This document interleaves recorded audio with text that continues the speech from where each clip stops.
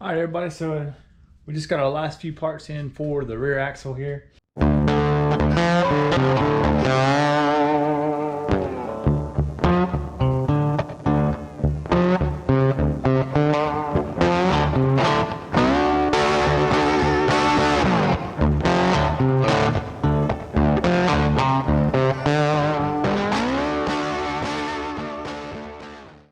All right, so we got the brackets cut, and I really don't like the way it sits. So I think I'm gonna use the lower control arm radius kind of as a template for this, because there's just enough clearance underneath there for that mount, and I think we'll be okay.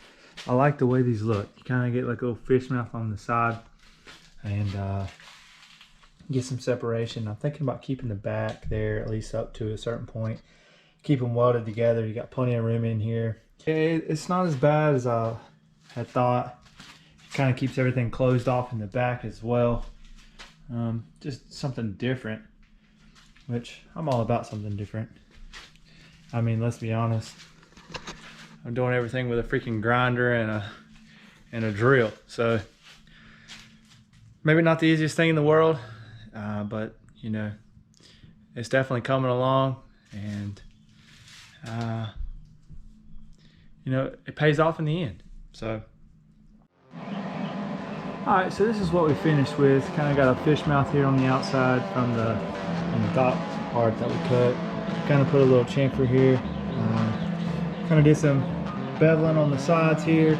That way we can get a good penetration weld. Did the same thing on the back side here. But I think it'll be kind of a unique piece here on the Jeep once we get it done. I think I'm going to go ahead and tack weld these on. Make sure I get my lower links where they need to be. The separation that we need, the link separation.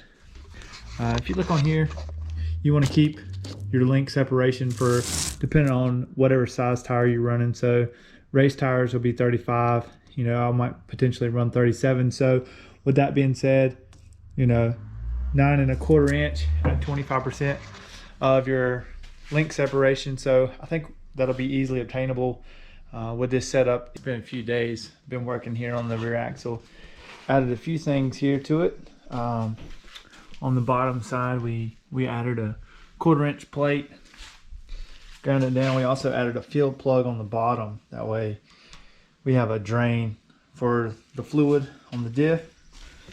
Got our shock brackets mounted up on both sides, so we're making good progress.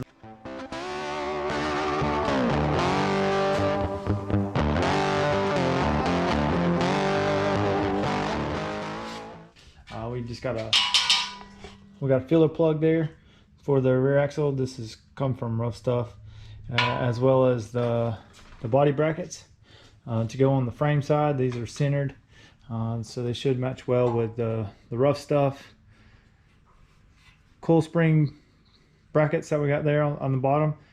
Just like before, whenever we changed the 3/4 bolt out to a 5/8 bolt fine thread, we're going to do the same thing here. Okay, like I said, just trying to finish up here on the rear axle. This is a weld-in bung filler cap from Ruff Stuff Specialties. And what we're trying to do is we want to get this weld-in bung placed on here. That way we can have easy access to fill. Since we put a drain plug at the bottom, and we just definitely want to put a filler plug at the top. What I want to do here, I'll get the diameter, kind of get a rough dimension of where I want it. We'll hole saw it out, and should give us a good template to get this joker welded in there.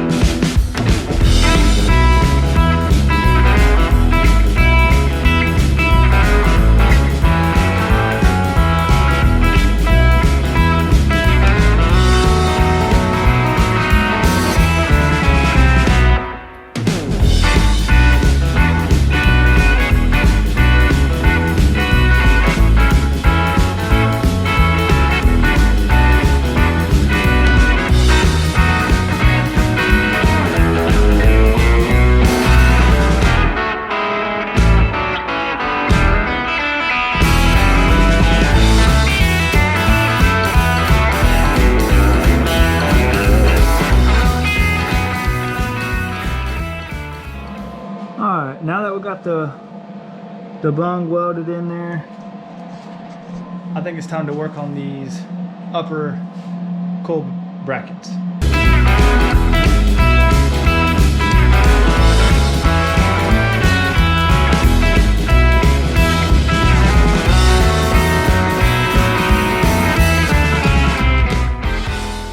Okay, y'all, so we just finished up the rear axle. So next time you see it, it will be underneath Tinker with some help. Huge shout out to Ruff Stuff and Barnes for supplying everything. I couldn't make it without it. So that concludes this episode. So don't forget to like, comment, and subscribe. We'll see you guys in the next one.